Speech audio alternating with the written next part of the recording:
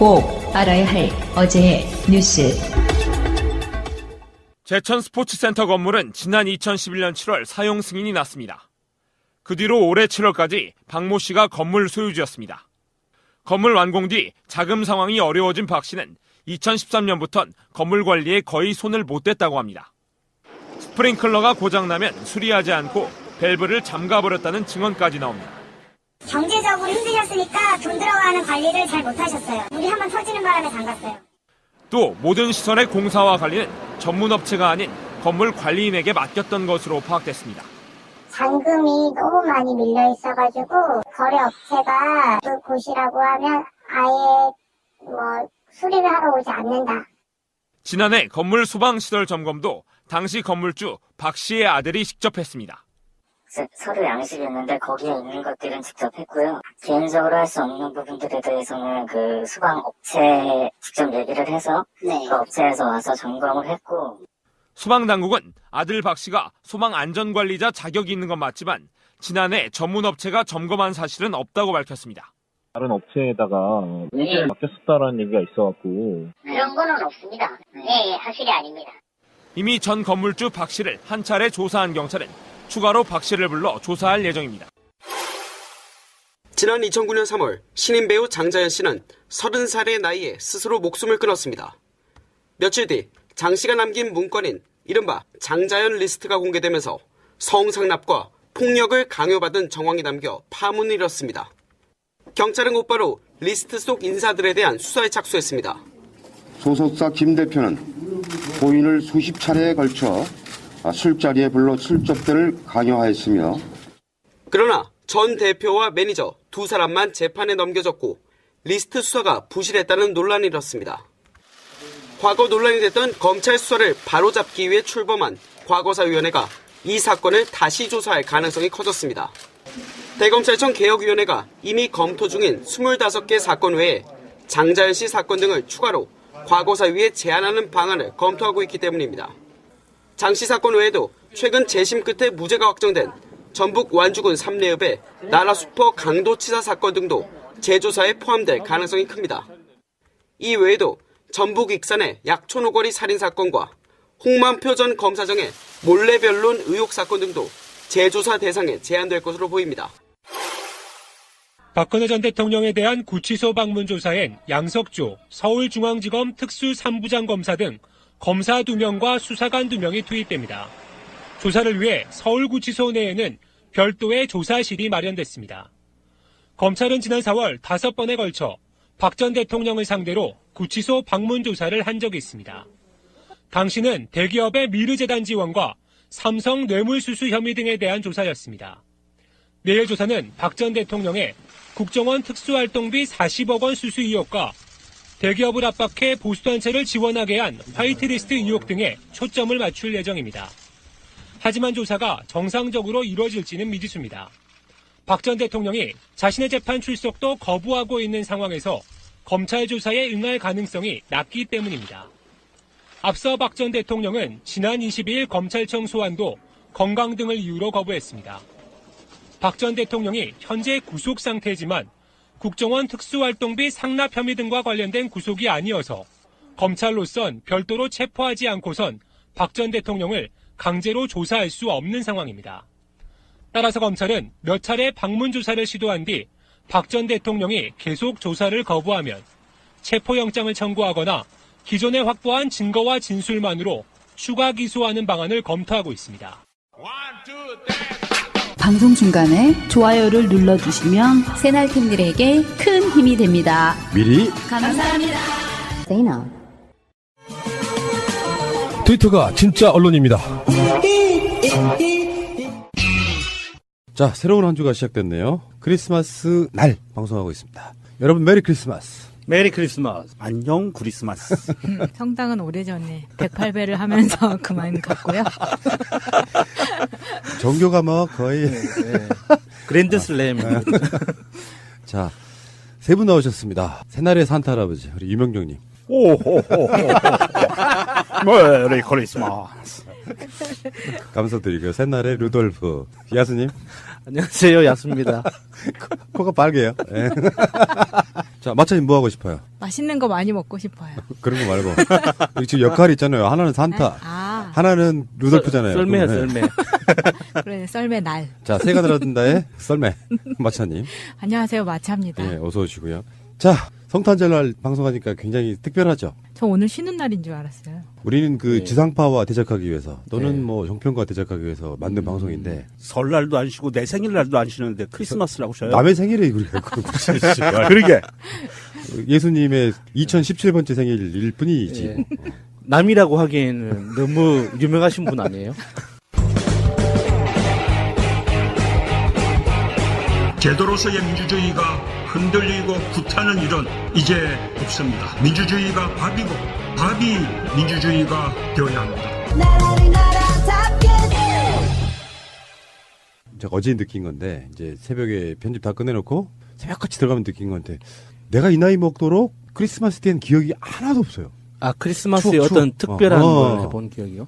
그러니까 맨날 술 먹었다는 이야기예요. 무슨 영화처럼 어떤 여자친구의 집밭에서 그녀를 기다리며 한 7시간 동안 기다렸다든가 이런 게 없어. 저는 고등학교 때 수많은 사람 앞에서 콧물을 흘린 기억이 있습니다. 아, 그 이야기는 들었습니다. 여러분들 네버엔딩 스토리 들으시면 나옵니다. 예. 여러분들은 뭐 특별한 추억 같은 거 있으십니까? 자취할 때, 예전에 자취할 때 크리스마스 날이면 그 여자애들이 우리 집으로 많이 오긴 왔어요. 놀라. 같은 동성들끼리 모이는 거니까 뭐 유엄마하고. 근데 제가 문을 안 열어줬죠. 왜? 네? 왜? 아니 남자 혼자 있는 집에 여자애들이 오면 어떡해. 저렇게 안 열어줬지. 보수적이야. 참 무서워. 노잼. 정말 노잼. 정말. 원래 재미없어요 제가 좀. 그 자체가 재밌어. 그 노잼도 받아들이기 나름은 되게 재밌는 거예요. 네. 마차님? 네. 빨리 하나 풀어요, 이야기. 저 20대 때는 한 12월 통째로는 다 성당에서 지냈던 것 같고요. 성가대 때문에. 그리고 30대 때는 거의 프랑스에 있었죠. 아, 그렇구나. 프랑스 얘기 좀 해줘봐요. 성탄절을 어떻게 지냈는지. 우리는 좀 사실 술문화 이런 거 정도밖에 생각이 안 나고 프랑스의 성탄. 그 여러 번 말씀드린 것처럼 크리스마스 자체는 완전 가족 중심이라서 그런데 24일 저녁에 그 왜 영화에서 보면은 나오는 거 있잖아요. 크리스마스 트리 만들어 놓고 네. 그 밑에 선물 다 포장해가지고 네. 그 전날 준비하는 거를 그거 실제로 해요. 정말 그렇게 해요. 야. 저희는 우리 집만 하는 건가 해서 봤더니 다른 집도 다 그렇게 하더라고요. 굉장히 번거롭거든요. 그러면 우리가 지금 이렇게 4명이 있잖아요. 그러면 4명이서 각자 선물을 3개를 준비를 해는 거예요. 자기 거 빼고. 그 기프티콘 이런 걸로 하면 안 돼요? 아니요. 무조건 카드도 쓰고 선물 다 포장하고 그걸 다 하는 거예요. 그래 25일 아침에 짠 잠옷 입고 그걸 다 풀어보는 거죠. 하나씩. 그 산타 할아버지가 줬다고 이야기는 안 하죠. 네. 그걸 다 어른이 돼도 다 똑같이 하는 거예요. 그래서 풀어보는데 한 1시간 정도 걸려요. 왜냐면 하나하나씩 풀면서 이건 누가 줬고 왜 줬고 막 이런 거를 이야기하면서 막 하니까. 그 자체가 이벤트고 축제구나. 네. 아, 그렇군요. 근데 고가 이런 건 하진 않죠. 그냥 네, 고가는 마음의 안 선물만 해요. 담고. 네, 그렇게 뭐 잘 사는 집은 고가를 할 수도 있겠죠. 그 러브 액츄얼리 그 영화 보면 굉장히 사소한 거 선물하더라고요. CD 뭐 이런 것도 선물하고. 네, 근데 그게 종류가 많은 거예요. 2-3개 정도 준비를 하거든요. 그러니까 우리는 성탄이 그냥 쉬는 날 중에 하나인데 연말 연시와 겹쳐서 약간 흥청망청 느낌이 나지. 네. 그 사람들은 성탄을 우리 한 추석 정도의 느낌으로 받아들이는 것 같아요. 네, 그리고 우리나라는 생일 선물하고 크리스마스 선물하고 비교해봤을 때 생일 선물 더 크게 받잖아요. 네. 프랑스는 반대예요. 크리스마스 때 훨씬 많이 받아요. 그래서 저는 되게 그게 이상했어요. 내 생일날 선물보다 왜 예수님 생일날 내가 선물을 더 많이 받나. 아, 그렇구나. 그렇군요. 자, 선물 하나씩 내놔요. 기프티콘으로. 좋습니다. 그것도 걸. 자. 아직 못 받았어요? 나 미치겠네, 진짜. 내가 마음으로 보낸 지가 언젠데. 아씨, 죄송합니다. 제가 실수했어요. 보내셨군요. 그건 그거고, 지금 새날 달력이 나왔는데, 지난주 금요일 정도부터 발송이 시작된 것 같아요. 목금? 네, 목요일. 근데 전체적인 평은 정말 잘 나왔다. 그래서 제가 앞에 계신 세 분께 정말 고생했다는 말씀 드리고요. 근데 이제 단점이 하나가 발견됐어요. 댓글로 봤는데, 푸나가 너무 젊게 나왔다. 이 양반 위거우님이라는 분인데, 치명적이네. 굳이 그걸 그렇게까지 밝힐 필요가 있을까요? 푸나 젊어요. 실제로 젊어요. 그렇게까지 댓글로 콕 찍어가지고 하실 건 없어요. 얼굴이 화끈거려 죽는 줄 알았네, 내가 지금. 근데 그 사진이 불과 한 3개월밖에 안 된 사진이에요. 물론, 뽀샵을 하지 말라 그랬는데, 조명은 좀 잘해달라고 그랬어요. 그 차이 뿐이야. 그 말이나 조명을 잘해달라는 것과 볼샵과 거의 동급 아니에요? 어쨌건 푸나 사진이 좀 젊게 나온 것 빼고는 정말 허평일색입니다 지금. 예. 그건 여러분들의 문제예요. 사진을 그럼 넓게 만들어줬어야지. 사실에 부합하려면 우리가 진짜 언론인데. 제가 정식으로 사과드리겠습니다. 지금 배송 출발한 그 건수가 꽤 되는데요. 네. 이게 어떤 분들은 빨리 받으시고 어떤 분들은 아직도 가는 게 지금 보면 그 왜 배송 상태 확인을 하는 거 보이잖아요. 굉장히 늦게 가는 분들도 있어요. 그런데다가 25일이 휴일에 월요일이다 보니까 연휴가 되면서 조금 더 늦어지시는 분들이 있으신데요. 이게 다 산타하고 루돌프 때문이에요. 그 팀들이 다 도로를 점유하고 있는 관계로 택배 차량이 이동을 못하고 있거든요. 아, 그렇군요. 그래서 적어도 이번 주 안까지는 다 받아보실 수 있을 것 같습니다. 자, 그래서 펀딩 참여 안 하셨고 지금 달력을 구입하고 싶다고 하시는 분들 일단 팟빵 공지사항에도 올려놨습니다. 구입하는 방법. 새날베스트.com 방문하셔도 바로 구입하실 수 있어요. 그 달력을 실제로 보니까요. 저도 이제 주위 사람들한테 이렇게 한 권씩 선물을 했는데 진짜 허평일색이에요. 이런 달력 처음 봤다. 정말 많은 분들의 사진이 이렇게 나와 있고 달력에 어떤 우리들이 기억해야 될 기념일들이 다른 달력과 차별화되어 있어서 3대장이라고 하는 그림에 김대중, 노무현, 문재인 대통령의 그 그림과 함께 고군 작가님의 그림입니다. 그 사진과 함께 달력을 딱 출시를 했는데 왜 우리는 이태껏 이런 달력을 만들지 못했었나. 그러게요. 저는 그런 생각했고요. 구입하시고 싶으신 분들은 팟빵 공지사항 거기에 보면은 달력 구매하는 방법이 나와 있습니다. 많은 분들의 참여를 바라겠고요. 자, 잠시 후에 다시 오겠습니다. 이번 크리스마스 즈음해가지고요 인천공항이 난리가 났어요. 안개가 너무 껴서 아예 출발을 못하니까 그러니까 어제 보도로만 봤을 때 밀려있는 항공기 편수가 1000여 대. 그러니까 인천공항이 거의 시장통 된 거예요. 난리 났겠죠. 거의 5분에 한 대씩 떠도 5,000분. 와. 그런 상황이 됐고 아마 그분들이 이제 크리스마스 전에 어딘가를 사업 목적이든 여행 목적이든 가려고 했는데 못 가는 상황이 됐거든요. 근데 왜 그런 현상이 일어났을까? 요 생각을 해봤더니 마침 보도가 하나 나와서 한번 말씀드려보려고요. 해외여행이 세계 1위래요, 한국이. 숫자로만 따지면 중국이 1위겠지만, 이제 국민 어떤 비율 이런 걸 따졌을 때. 인구수 대비 비율로.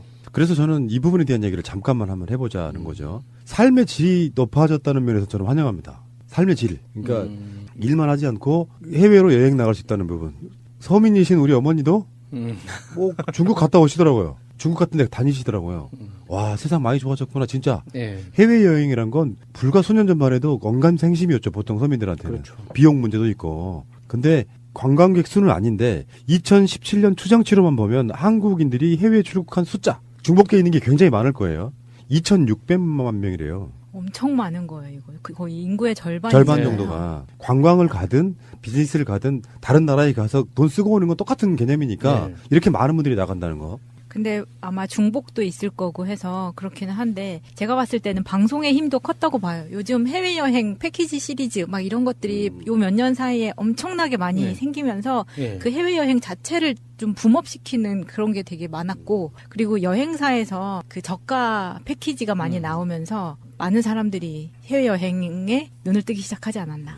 그러니까 저가 항공 상품이 굉장히 널리 퍼지면서 여행사의 기획 상품이 방송하고 결합해서 붕업되는 효과도 있는데 이게 좀 안 좋은 면으로 보면 국내 여행을 할 때 사람들이 너무 실망하는 거예요. 저는 그 요즘은 거의 국내 여행을 포기했는데 예를 들어서 제가 어느 날 갑자기 그냥 훌쩍 떠나고 싶어서 차를 몰고 뭐 대전이나 뭐 고흥이나 이런 데 가서 하룻밤 자고 싶으면 잘 자리를 구할 수가 없어요. 예약을 안 했다는 이유로 안 받아주는 거예요. 그리고 그런 거 있죠. 서울에서 봤던 식당이 부산에도 있고 대전에도 있고 고흥에도 있고 울산에도 있고 프랜차이즈? 서울에서 봤던 편의점이 전국에 어딜 가나 있는 거예요. 그래서 번화가라고 이제 알려져 있는 동네를 가보면 그 각 도시나 그 동네마다 번화가가 있잖아요. 굳이 거기까지 여행을 갈 필요가 없는 거예요. 전국 어딜 가나 다 똑같아요. 결국에 외지에서 왔다는 이유로 음식값만 더 비싸게 받고 야수님? 숙박비만 더 비싸게 받고. 야수님 그래서 해외여행 가라 이런 이야기죠? 아니요. 그러니까 그런 식으로 실망이 쌓이다 보면 똑같은 돈을 쓸 거면 결국에는 해외여행 뭐 필리핀이나 태국이나 이렇게 3박 4일 5박 6일 갔다 오는 게 그 비용이 거의 비슷해지는 거예요.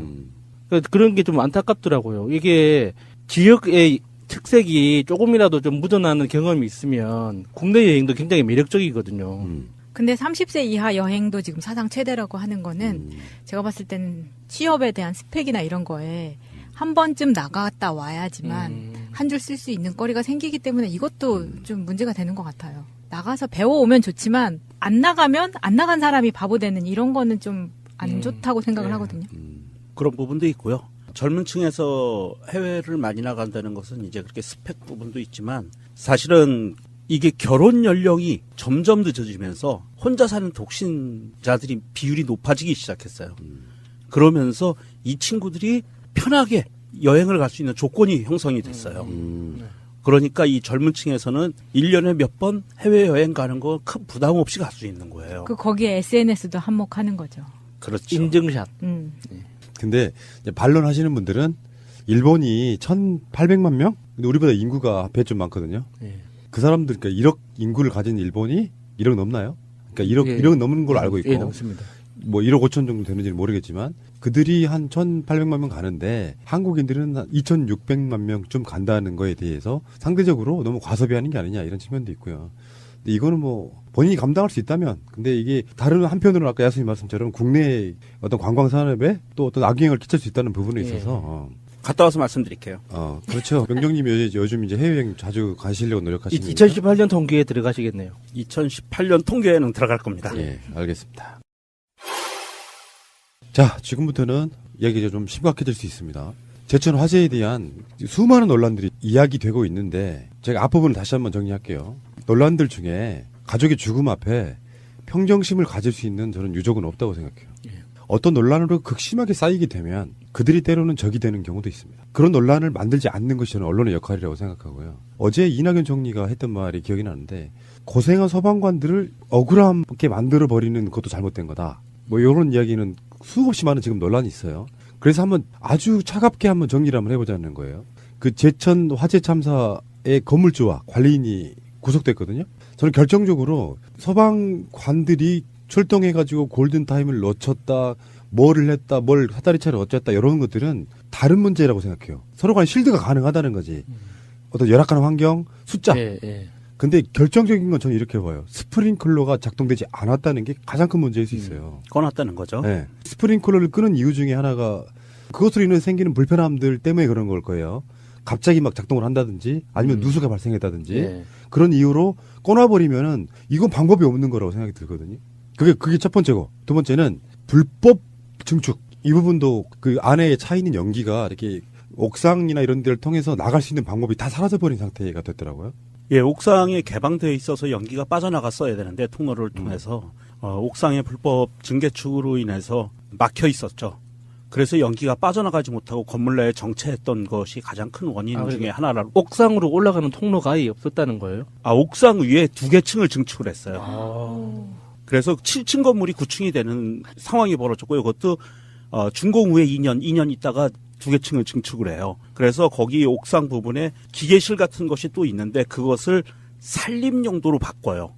주거도 가능하게끔 만든 거였죠. 테라스 그런 부분은 완전 불법이었어요. 그렇게 해서 연기가 빠져나갈 수 있는 공간이 확보가 되지 못했다. 비상시에. 그래서 연기가 정체됐기 때문에 그런 큰 피해가 발생한 원인도 될 수 있었고요. 그 기계실 용도를 변경하지 않고 일부 시설을 고치는 경우에는 굳이 허가를 받지 않아도 되지만 살림집을 차릴 정도로 구조를 아예 바꾸려면 용도 변경 허가를 받아야 된다고 하거든요. 맞습니다. 그래서 경찰은 불법 증축과 관련해서도 건물주를 조사하기로 했고 다만 지금 현재 소유주로 밝혀져 있는 강현삼의 처남이죠. 이모 씨가 지난 8월 이 건물을 경매를 통해 낙찰받았다는 점에서 전 소유주 박모 씨에 대한 수사도 필요한 것으로 보입니다. 사실 그런 정황들이 지금 있고 의심되는 부분이 있는데 사실 이 제천 스포츠센터 빌딩 화재에 있어서 가장 지금 경찰이 구속까지 하면서 조사하려고 하는 핵심적인 부분은 뭐냐 하면 최초 신고자의 부분이에요. 최초 신고자가 오후 3시 53분에 전화를 합니다. 그로부터 3분 동안 7건의 신고가 접수가 돼요. 그런데 이 최초 신고자 여성이었는데요. 스포츠센터 내부에 있는 전화로 1층 주차장 차량에 불이 났다라고 신고했는데 본인은 행인이라고 얘기를 해요. 그러니까 여성이 신고를 했는데 스포츠센터 내부에 있는 유선 전화로 전화를 했어요. 그런데 본인은 지나가는 행인이라고 신고를 해요. 그렇게 119에 신고가 되고 그때 건물주는 소화기를 들고 소화를 시도하다가 고장이 나서 포기를 했다고 해요. 아, 소화기가 고장이네. 네, 그것도 소화기 관리가 안 3개가 됐다는 작동이 되지 않아서 진화를 더 이상 할 수 없었다라고 포기를 했다고 하고, 그리고 8층까지 올라가면서 대피하라고 얘기하고 7층에 발코니로 대피했다가 소방관들한테 구조가 돼요. 7층에서. 자, 그런데 최초에 전화한 사람이 누구였는지가 밝혀지는 게 왜 중요하냐면, 이때 당시에 3시 54분 3초에서 4초께 1층 주차장 천장에서 불덩어리가 차량으로 떨어지는 게 CCTV에 찍혀요. 그러면 불이 붙자마자 이 여성은 알고 전화를 했다는 거예요. 그러니까. 근데 왜 굳이 본인이 행인이라고 했을까? 그렇죠. 약간 이상하죠. 그러면서 그 당시에 스포츠센터 건물에서 나온 것으로 추정되는 어떤 남성이 지나가는 장면이 나와요. 불나는 1층에 필로티 천정 쪽에 지나가는 장면이 나오는데, 지나가면서 유유히 지나가요. 그러니까 이 사람을 폄하하는 게 아닙니다. 아무 일도 없다는 듯이 지나가다가 뒤를 돌아보는데, 뒤를 돌아보는 순간 불덩어리가 떨어지는 거예요. 그러니까 이 사람은 불이 났다는 걸 몰랐어요. 지나가는 사람은. 그리고 지나가고 나서 보니까 불이 난 거였어요. 그런데 그 시간 전에 여성이 전화를 한 거예요. 119에. 이상하죠? 실내에서 어떻게 알았을까, 불이 난 것을. 지금 이 부분이 가장 핵심 골이라고 봐요. 경찰이 조사해야 될. 방화라고 인식이 될 수 있는 거예요? 모르겠어요. 이게 시간대가 정말 잘못 엉클어졌으면 제가 말씀드린 거는 그냥 해프닝에 불과한데, 이 시간대가 딱 맞는 거라고 하면 굉장히 좀 심각한 상황이 벌어질 수가 있는 거예요. 거기 1층 그 천장의 구조물, 그게 불에 타기 굉장히 쉬운 물질들이었고. 1층 그 천장 부분에 불에 타기 쉬운 물질이었고, 그 안에서 오늘 이전까지는 배관을 녹이기 위해서 이렇게 줄 감는 거 있잖아요. 그 녹이기 위한 줄 감는 전기를 이용해서 거기에서 스파크가 튄 거 아니냐라고 얘기를 했었는데, 지금 현재 확인된 사실로는 난방용 조명기구가 여러 개 있었대요. 그게 발견이 됐고, 무슨 말씀이냐, 우리 이렇게 사무실 같은 데 보면 이렇게 불 들어오는 빨간색 원적외선 같은 그런 거 있잖아요. 그런 걸로 추정이 돼요. 난방용 등기구로 있으니까. 요즘에 많이 쓰는 것 중에 하나가 그 1초 난방 조명이 있어요. 이제 걸어가지고 불 딱 켜면 뜨거운 욕실내에서 많이 쓰는 건데, 그런 것도 가능하다고 보고. 그래서 그게 천장에 그 동파를 방지하기 위해서 그것을 넣은 것으로 추정이 되고 있고요. 그리고 그것이 날이 따뜻하니까 열이 받아서 화재가 시작된 거 아닌가라는 추정을 하고 있는데, 그러니까 요즘 날씨가 급격히 추워지면서 거기 배관이 얼었다 녹았다 하는 그런 일이 계속 있었다고 하더라고요. 그래서 그 초기에 지하에 있던 그 빌딩 관리인인지 하는 분이 화재가 난 것 같아서 1층에 올라와 보니까 천정에서 불이 붙었다라고 이야기를 증언을 했었어요. 초기에. 그분이 얘기한 거하고 맞는 것 같아요. 그래서 난방용 동파 방지용 등기구에서 불이 시작된 것 같다라는 거는 이제 어느 정도 추정이 되는데, 화재 신고 시간들이 조금 애매하기는 해요. 근데 그 부분 있잖아요. 그 유선 전화로 통화를 했다는 부분은 어느 정도 이해되는 부분이 있어요. 왜냐하면 신고자의 인적 사항을 다 말해야 될 경우에는 그냥 일반 행인이라고 말할 수 있다. 이 부분은 큰 문제가 되는 것 같지는 않습니다. 그 부분은 그 큰 문제는 아닌데, 그냥 귀찮으니까 그렇게 얘기하는데, 실내에 있던 분들이 어떻게 리얼타임으로 화재가 난 것을 알았을까? 그래, 알았는데 왜 대피하란 말을 안 했을까, 이것도. 빌딩 소유주 사장님이 밖에서 외쳤다 그래요. 여성 목욕탕이라 들어갈 수가 없고 남자니까 그렇게 소리쳐서 대피하라고는 얘기를 했다. 2층에 그렇게 이야기가 지금 나오고 있는 상황이고요. 많은 인명피해가 난 바로 그런 사건이고요. 이런 사건은 가장 중요한 게 뭐냐면, 이것도 일종의 오랜 세월 동안의 적폐거든요. 건축 자재라든지, 만약에 소방관들의 잘못이 있다고 해도 그것도 오랜 세월 동안에 여러 가지 적폐가 쌓인 거예요. 제천에서 출동할 수 있는 인원이 소방관이 4명이다. 이것도 적폐예요. 그럼요. 그래서 이번에 왜 공무원 숫자 늘리는 그 예산안 통과시킬 때, 그래서 민주당 쪽에서는 증원이 아니고 충원이라는 얘기를 계속 썼거든요. 단순히 늘리는 게 아니고 부족한 자리를 메꾸는 거다. 법적인 것을 채우지도 못하고 있잖아요. 근데 보수 야당들 입장에서는 그런 얘기잖아요. 불도 안 날 건데 예산을 투입해서 월급 줄 이유가 없다, 이렇게 사실 그렇게 말을 한 거거든요. 근데 진짜 정말 적절하더라고요. 우리 김민석 원장님 하신 말씀이 어제 방송에서 북한이 안 쳐들어올 건데 군인은 그건 왜 훈련시키냐고 똑같은 논리라는 거죠. 그렇죠. 자, 그런데 그렇게 돼서 그런 것들이 시스템적으로 바꿔내는 게 더 중요해요. 근데 누구는 누구를 실드 쳐야 하고 누구는 공격해야 되고 이렇게 급격한 논란으로 번지는 걸 누가 하고 있냐면 보수 언론과 야당이 하고 있는 거예요. 이 짓을. 왜? 일단 세월호 참사에 대한 니들도 다른 게 없네. 지금 계속해서 나오는 논평들이랄까 발언들이 다 그런 식으로 나오고 있고요. 그리고 뉴스도 다시 한번 말씀드리는데 제가 뉴스 보고 경악해서 아예 그 부분을 빼버렸는데요. 유족들이 격앙돼서 대통령한테 하는 말이 여과 없이 그냥 그것도 생방송도 아니고 편집돼서 자기들이 만들어낸 꼭지로 나가요. 와, 이거 정말 악랄한 놈들이다. 어떤 극명하게 뭔가 대립전선을 만들어 놓잖아요. 그러면 그분들 케어하기가 힘들어요. 돌아가신 분들에 대한 기본적인 케어는 전 돼야 된다고 생각하고요. 그 가족에 대해서. 어쨌건 홍준표도 그렇고 장제원도 그렇고 대표적으로 이 두 썩은 입들이 하는 말도 정말 가관입니다. 특히 장제원 같은 경우 이런 이야기했죠. 박수현 청와대 대변인이 이제 페이스북에 올린 글이 여러분 다 보셨을 거라고 보는데 문재인 대통령이 돌아오실 길에 흐느꼈다 이런 느낌의 이야기를 했어요. 그게 흐느꼈다. 그러니까 그들 입장에서 보면 흐느낀 것이 뭐 그렇게 대수냐 이렇게 생각할지 모르겠지만 전 그런 얘기 하나 드리고 싶네요. 세월호 사건도 그런 상황에서 유가족들 입장에서는 무슨 소리인지 할 수 있어요. 근데 그거를 박근혜는 피했단 말이죠. 그것도 단상 위에 올라가서 무릎 꿇고 있는 엄마에 대해서 어떻게 되겠습니까? 문재인 대통령 유가족들마다 무릎 꿇고 다 위로를 했어요. 상욕을 들으면서 대통령이. 우리 입장이 되게 민망하잖아요. 죄송하고. 근데 그렇게라도 해야 그분들 입장에서 시간이 좀 지난 뒤에라도 그래도 문재인 대통령은 또는 국가는 우리를 보호하고 있구나. 내 이야기를 들어주고 있구나라는 그 생각을 할 거라는 문 대통령의 생각인 거예요. 여기라도 들어주는 게 대통령이다. 근데 솔직히 말씀드려서 문재인 대통령 이 점 정말 좋은 점이지만 한편으로 약간 좀 반대하는 부분도 있어요. 그러면 문재인 대통령이 사고 날 때마다 다 가야 돼요. 이런 부분에서는 조금 더 낮출 필요가 있다고 생각해요. 나중에 그런 인명사고가 또 났을 때 문재인 대통령 또 왜 안 왔냐의 문제가 생길 수 있다고 생각이 들거든요. 이제 그건 다른 문제고. 그래서 문재인 대통령 참모로서 박수현 대변인이 그런 이야기를 올린 거에 대해서 비판이라는 게 이런 거예요. 박수현 대변인은 유가족의 울부짖음은 들리지 않는가? 이 자체가 사실 논리적으로 말이 안 되는 거예요. 그 유가족들의 울부짖음을 들으러 간 사람에 대한 상황 설명인데 그렇죠. 뜬금없이 왜 이런 질문이 나와야 되냐고. 장제원이 자유한국당 원내대표 경선 과정에서 대변인 그만두겠다고 했었죠. 한성교 의원이 맞아요. 막말하는 바람에. 진정성 없는 새끼. 예. 근데 왜 지금 와가지고 개소리를 이렇게 찌끄리고 있는지 모르겠어요. 그러니까 이 사람들은 진짜로 그만두고 싶은 생각이 없어. 자리가 엄청 중요한 사람들. 유연하게 생각해봐요. 라이언이랑 나타나가지고. 그리고 그 다음에 보면은 집권 8개월 만에 권력 주변이 아첨꾼들로 북적대는 걸 보니 이 정권의 미래도 썩 밝아 보이지는 않는다. 대형 참사 앞에서 대통령이 해야 할 일이 겨우 울먹이는 것인가?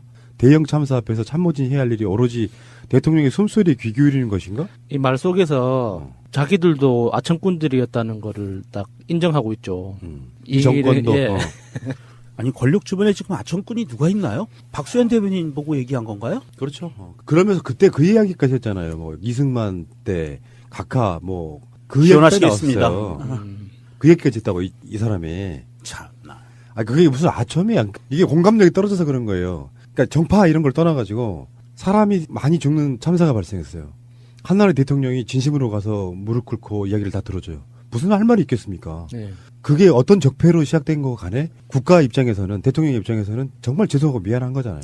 그렇다고 욕을 먹지 않아야 된다고 생각하지는 않아요. 먹는 건 당연해. 대통령 말씀처럼. 근데 그 진정성을 갖고 같이 수습해 갈 생각은 안 해. 어떤 꼬투리가 있는가만 갖고 계속 공격을 해야 되는 거예요. 공감력 하나도 없어. 그러니까 꼬투리가 없는 꼬투리를 지금 만들어내서 이렇게 억지를 부리는 거잖아요. 그러니까 이렇게 따지자면 실제로 이명박 때 어떤 규제가 풀렸다는 부분들까지 다 따지면 이 사람들은 아예 입을 꼬매버려야 된다니까? 용접을 해버리고 싶어요. 그래서 건물 쉽게 짓고, 왜냐하면 그들 정책이 그런 거였었거든요. 예. 건물 쉽게 짓고 부동산 품 계속 옮겨야 되기 때문에 건물 신축하고 증축하는데 돈이 많이 들어가면 안 돼. 그러니까 쉽게 다 허가해주고 막 이런 부분들이 예전부터 오랫동안 내려온 어떤 상황들이에요. 그러면 이게 대통령 입장에서 반대로 말이에요. 비판은 이렇게 할 거야. 반대면 반대는 항상 그런 거야. 안 갔어 아직까지. 대통령은 국민의 목소리에 기울이지 않는가라고 공격할 것이고, 가서 눈물도 안 흘리고 그냥 묵묵하게 돌아왔다면 대통령은 공감력이 떨어진 사람이라고 공격할 것이고, 뭐 어쩌라는 거니. 에휴, 이러나 저러나 욕은 똑같이 할 거고요. 덮으려고 하는 대통령하고 진심으로 수습하려고 하는 대통령은 다르다고 생각이 드는데, 특히나 대역 썼던 할머니도 썼었잖아요. 박근혜는. 그런 장면을 연출하면서까지 덮으려고 애썼던 정부와는 질적으로 다르지 않나 싶습니다. 잠시 후에 오겠습니다. 권석창이라고요. 그 지역구 국회의원인데 자유한국당이에요. 현장에 무단으로 감식하고 있는 중간에 무단으로 들어가려고 해요. 그러니까 거기를 통제하고 있는 경찰이 못 들어가십니다라고 막았어. 그러니까 전화기를 막 돌려. 왜 못 들어가게 하냐고 항의를 해.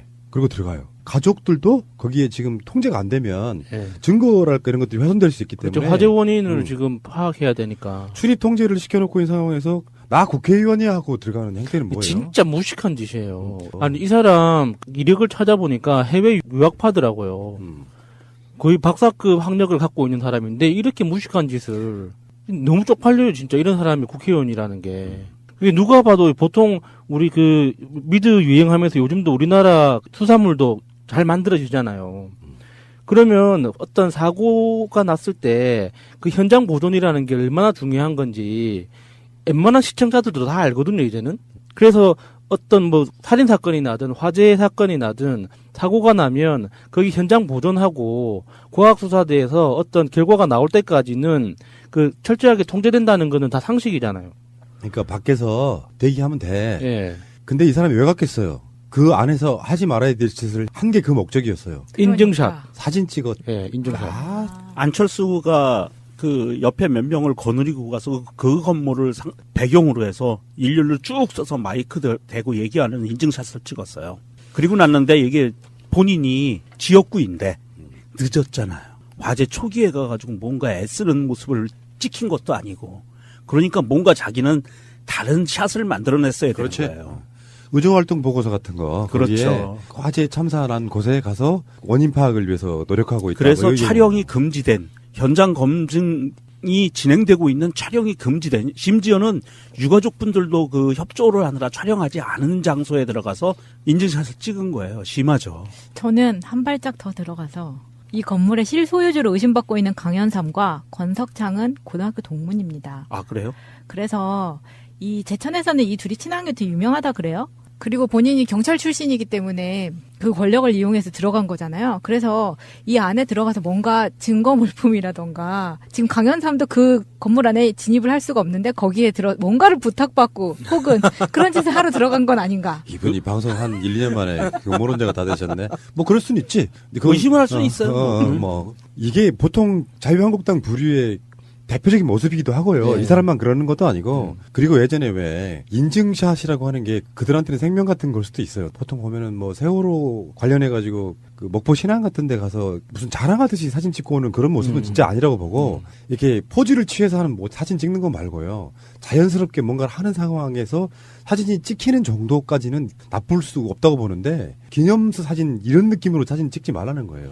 정말 명백하게 상식 밖의 짓이죠. 누구나 다 아는 건데. 자, 알겠습니다.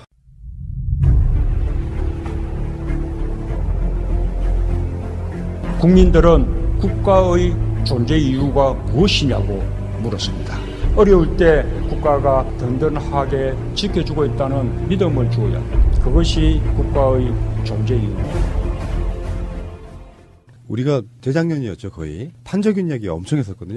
예. 탄저균 실험을 우리나라에서 했잖아요. 그 탄저균이라는 게 어마무시해서 미군이 한 거잖아요. 그 탄저균이 사실 이제 북한의 생화학 무기에 대항하기 위한 뭐 용도다라고 계속 이야기를 했는데 어떻게 그거를 우리나라 국민들 모르게 한국 땅에서 할 수 있느냐 했던 게 우리 탄저균에 대한 우리의 비판 지점이었거든요. 근데 뜬금없이 탄저균 보도가 나와서 처음에는 기사 제목만 보고 아, 박근혜 때 봤더니 지금 나오고 있는 보도예요. 최근의 일이라고. 최초 보도가 2017년 6월에 청와대가 탄저균 백신을 사라고 오더를 내서 샀다라고 최초 보도가 나왔어요. 그리고 본인들 500명분을 사서 예방접종을 했다. 요게 최초 보도예요. 6월 달에 그런 보도가 나왔었다는 거예요? 아니요. 6월 달에 청와대의 지시에 의해서 2017년 올해 6월 달에 청와대의 지시에 의해서 백신을 사서 500명분 백신을 사서 누군지 모르지만 500명이 백신을 주사를 맞았다. 맞았다 카드라. 라고 보도가 나온 거예요. 일부 언론에서. 근데 거기서 논란이 촉발이 돼요. 그래서 사람들이 우리들은 에이 그러지만 그 보도를 접한 사람들은 왜 니들만 맞는데? 이렇게 반응이 나오는 거예요. 나도 맞아줘야지. 니들만 살려고. 그렇지. 그 반응이 탁 나와버리는 거예요. 그러니까 청와대에서 약간 빡이 쳤어요. 이게 원래 박근혜 정권 때 예산이 집행이 됐던 부분에 대해서 예산을 집행한 거다. 그런 이야기고 여기 이제 뭐 북한과 관련해서 북핵 문제라든지 이런 관련해 가지고 이 정부가 마치 구매한 것처럼 그게 보도가 나오고 있는 거에 대해서 박수현 대변인 이야기 한번 해줘 보세요. 모 언론 매체는 관련 내용을 기사화하는 과정에서 사실관계를 확인하는데 극히 소극적이었으며 반론조차 받지 않았다. 스스로도 아마도 500명이 이 백신 주사를 맞을 것이라고 확인되지 않은 사실을 적시하기까지 했다. 법적 조처를 강구할 방침이다. 문재인 정부 들어서 생긴 일인 것처럼 말하는 자체 명백히 틀린 거라는 거죠. 제천 화재 보도도 그렇고 여론 보도도 그렇고 그냥 언론의 속성에 대한 막 생각하기에는 너무 깨림칙한 게 이제 모든 전국은 지방선거로 돌입하거든요. 어떻게든지 문재인 정부의 흠집을 계속해서 내줘야 돼요. 의혹적이기도 하고 이따가 또 다른 얘기가 또 다시 나오겠지만 UAE의 임종석 특사 문제라든지 확인되지 않은 의혹 보도를 계속 쏟아냄으로써 그들이 나온 목적이 이거라고 봅니다. 박근혜 정권과 특별히 다를 거 없어. 박근혜가 아무리 나쁘게 정치했다고 그러지만 니들도 다를 게 없어라는 걸 인식을 계속 줘서 사람들한테 문재인 정부에 기대할 거 없네? 지지율 깎아내려야만 지방선거에 이길 수 있다고 보는 것 같아요. 그래서 이런 얼토당토하는 확인되지 않은 내용들을 기사로 쏟아내면서 사실은 문재인 정부와 그 지지자들한테 잽을 날리는 거예요. 한 번에 오는 타격을 받는 건 아니지만 지속적으로 잽을 날리고 있는 거예요. 언론이. 이런 상황에 대한 정말 나쁜 어떤 선례 같은 건 뭐냐면 우리는 문재인 대통령의 지지율을 지키고 싶어 하잖아요. 사실 지지율로 간다고 5년이. 예. 근데 가랑비 어쩌는다는 그런 속설처럼 계속해서 흠집을 내면 왜 우리가 종편 본 할아버지들이 딱 그런 거였잖아. 계속 세뇌가 되면서 그분들이 박근혜를 떠받치는 어떤 지지율의 효과로 작용했단 말이에요. 언론들이 그런 나쁜 의도를 갖고 계속 보도하기 시작하면 그들이 진실 보도를 해도 우리는 안 믿게 돼요. 그러면 그들 자체가 어떤 말을 해도 안 믿게 되는 효과도 분명히 그들한테 있는 건데 그걸 잘 모르는 거라고 생각이 듭니다. 이런 정권에서는 보수, 진보 이런 매체의 어떤 종류를 떠나가지고 국정이 잘 되게끔 도와주면서 개혁하는 것을 도와주는 게 먼저라고 봐요. 정말 못해가지고 숨기는 게 너무 많으니까 이 사람들을 뭔가 좀 나쁜 정권이 되려고 하니까 이걸 비판한다 이런 개념이 아니고 국민들의 신임을 받고 있는 상황을 무너뜨려야만 된다고 생각하는 그게 강박증 같은 게 있는 상태가 되면 이제는 앞으로 일반적인 문재인 대통령 지지하는 국민들과 싸울 수밖에 없어요. 결국 스스로가 언론의 위치가 점점점 떨어져 가는 거죠. 이 보수 언론들, 특히 보수 언론들은 사실은 이런 진실 보도라 아니면 정부가 정말 잘못한 것을 비판하는 게 우선이 아니에요. 이 사람들의 우선은 정부가 자기들 광고를 많이 밀어주기를 원하는 거죠. 무슨 말씀이냐면 정부가 삼성을 압박해서 자기들 신문사에 수십억짜리 수백억짜리 광고를 주고 LG를 압박해서 주고 SK를 압박해서 주고 그거가 더 좋은 거지. 자기들이 진실 보도를 해서 국민들이 많이 봐서 클릭이 올라가고 판매 부수가 올라가는 거 그거는 별거 아니라고 생각하는 거죠. 그 철저히 자본주의, 이 천박한 자본주의 하에서 언론들이 돈을 벌기 위한 수단으로 자신들의 팬을 이용한다는 거죠. 이게 더 나쁜 거라고 봐요. 정말 큰 적폐입니다. 그런 말을 많이 했잖아. 이명박 때부터. 국론분열. 그게 실제로 정반대로 말하면 정말 국론분열을 시켜야만 살아남는 구조. 그렇죠. 네. 에이씨. 알겠습니다. 제가 MB의 아바타입니까? 아니면 아니라고 본인이 해명하십시오. BBK라는 투자 자문회사를 설립을 하고 여러분 이거 다 거짓말하는 걸 아시죠?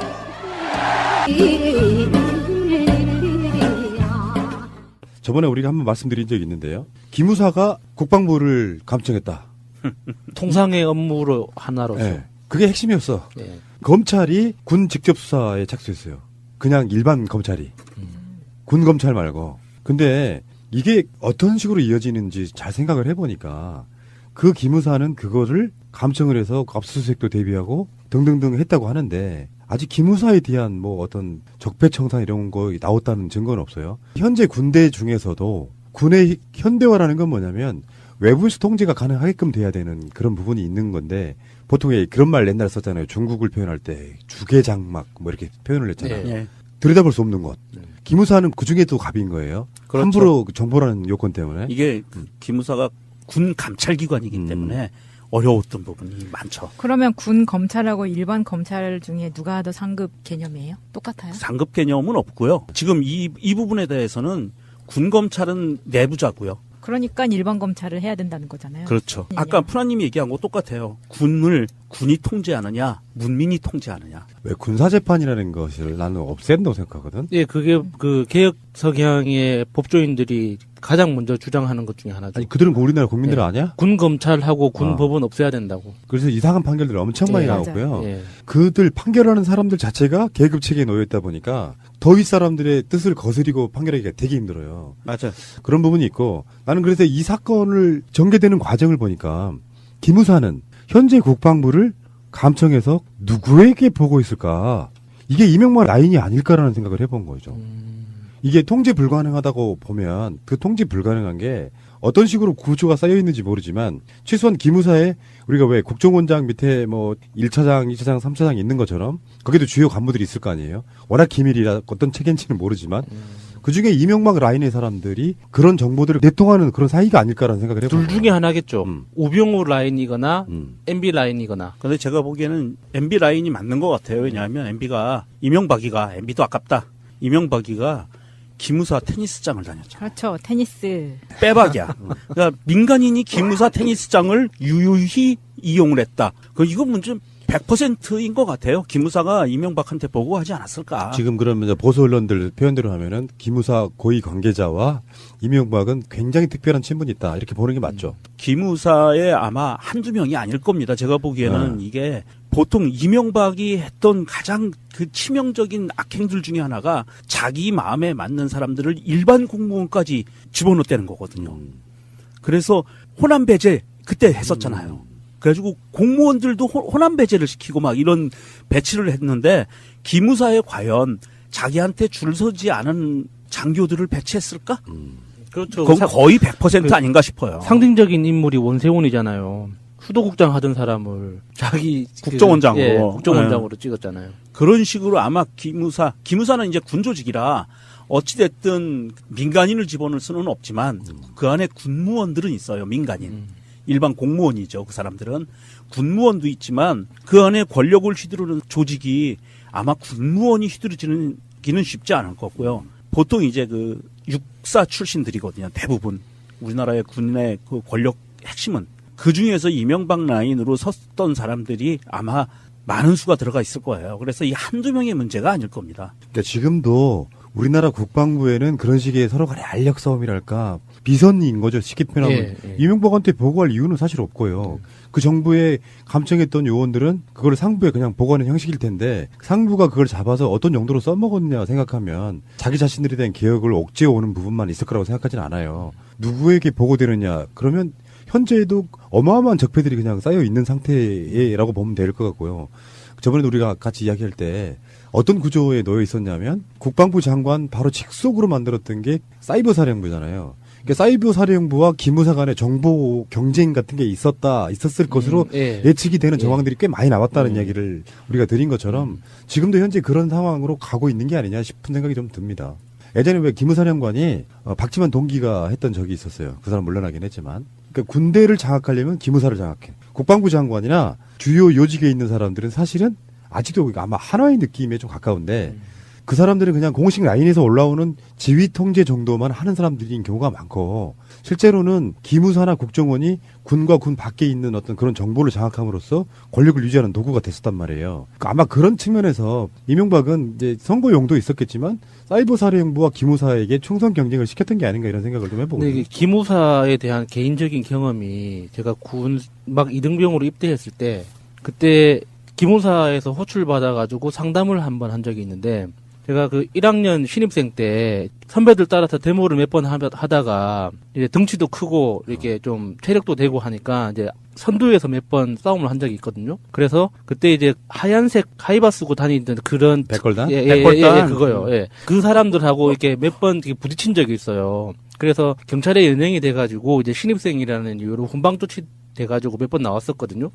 부산에서? 예. 그래서 저는 그게 이제 제 생활 속에서 큰 일이 아니었기 때문에 저는 그때 정말 개념 없는 개망난이었거든요. 인정하는구나. 그래가지고 술만 사주면 뭐든지 했어요. 선배들이 술만 사준다면 뭐든지 막 데모고 뭐고 노가다고 뭐고 뭐든지 했기 때문에 별일이 아니었어요. 그런데 막상 이제 군대를 가서 기무사에서 이제 호출 무슨 면담이 있다고 뭐 부른다는 거예요. 그래서 기무사가 뭔지도 몰랐죠. 그래서 가니까 학교 다니면서 이런 뭐 몇 번 뭐 몇월 며칠에 뭐 이렇게 누구랑 싸웠고 뭐 이런 이야기를 하는 거예요. 나도 모르는데. 깜짝 놀랐겠네요. 예, 그래서 이 사람들은 어디서 알았지 저걸? 이게 했는데 나중에 이제 알고 보니까 그 사람들이 기무사였던 거예요. 돌이켜보면 되게 무서운 일이죠. 아니, 그러니까 나는 그 열받는 게 그거야. 아마 국정원과 기무사도 서로 경쟁을 할 거예요. 영역이 겹쳐. 나와바리가. 근데 왜 민간인들 사찰하냐고. 그 사건은 많이 일어났잖아, 지금 최근에도. 그러면 안 되죠. 이거는 군감찰 조직이기 때문에 그러면 안 되고, 웃기는 게 지금은 이제 올해 8월에 이석구 중장이 기무사령관으로 새로 취임을 했고요. 그 이전에 있던 게 조연천이라고 6438기 중장이었는데 이 사람이 알자회 출신이에요. 알자회 출신에다가 최순실이 꽂은 거라고 확실시되는 사람이거든요. 문재인 대통령이 국정원장하고 기무사령관 정도는 뭐랄까 정말 계획의지가 확실하거나 또는 정보를 쥐고 있으면서 뭔가 권력을 지키는 정도까지의 기획력 이런 게 있는 분들이 좀 했으면 좋겠다는 생각이 드니 지금 현재도 그런 부분이니까 기무사의 정보가 이명박에게 흘러갔을 정황 충분히 전 의심이 되고요. 안녕하십니까. 가슴에 담아온 작은 목소리 김영호입니다. 2017년도 이제 일주일밖에 남지 않았습니다. 거리마다 성탄트리가 반짝이고 사람들은 송년 모임으로 분주하죠. 하지만 이렇게 모두가 들뜬 저녁 시간이 되어서야 고단한 하루의 일을 시작하는 사람들이 있습니다. 골목골목을 다니면서 밤새 쓰레기를 치우는 환경미화원 분들이 바로 그들입니다.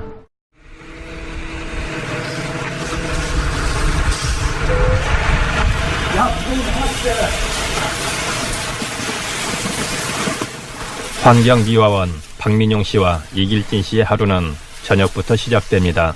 일반인들은 월요일이라고 그러고 저희는 일요일 저녁에 출근을 하는데 일요일 저녁 같은 경우에는 양이 많아요. 3일 만에 치우게 되는 거거든요. 그런 경우에는 5시부터 시작을 하고요. 작업 끝나는 거는 빨리 끝나면 한 아침 7시, 늦게 끝나면 10시, 11시도 그때까지도 작업하는 경우가 있습니다. 밤사이 우리가 내놓은 쓰레기들은 어떻게 치워지는 걸까요? 제가 하는 일은 청소차가 들어가지 못하는 골목에 가정집에서 배출한 집 앞에 대문 앞에 배출한 생활 쓰레기나 재활용 쓰레기 같은 것들을 수거해서 청소차가 다니는 그런 큰 길에다가 그걸 모아놓는 일을 하고 있습니다. 포집 단계라고 해서 이제 차가 다니는 큰 길에 이렇게 쭉 모아놓게 되는데 어느 정도 그게 되면은 이제 차에다 싣는 상차 작업도 같이 하고 있습니다. 각 구마다 동이 있듯이 그 동을 맡아서 하는 거죠. 한 사람이 뭐 수천 가구죠.